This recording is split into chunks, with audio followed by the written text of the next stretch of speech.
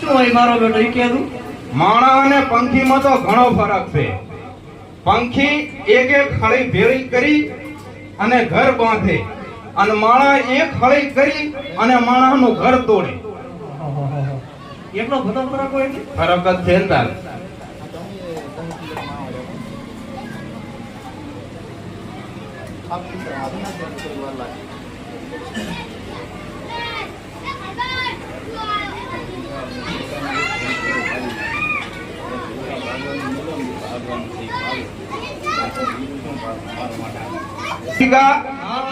આમું ધોકાને એક ઢેંક ભેગો ભાજી નાખું. બોલો, ધોકાને ભાગવાનું રહેવા દે ને, ભાગવાનું ભાગો.